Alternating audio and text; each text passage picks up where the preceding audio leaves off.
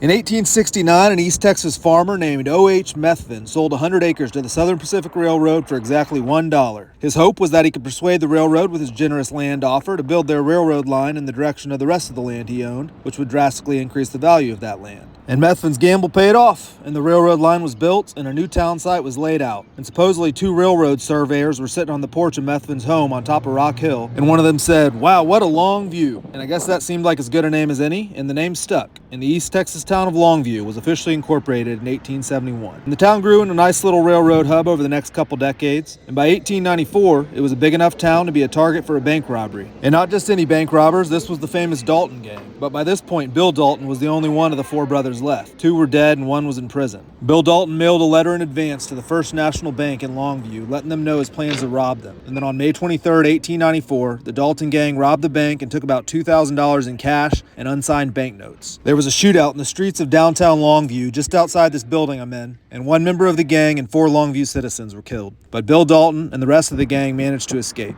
A posse of volunteers in Longview was quickly put together, but were unable to track down the Dalton gang. A few weeks went by with no clues as to the gang's whereabouts, until Bill Dalton made the mistake of using some of those unsigned banknotes to purchase a wagon and supplies in Oklahoma. The marshals rode out and killed him when he tried to flee, and Longview, Texas would be the final robbery of the Dalton gang, one of the most famous group of bank robbers in American history.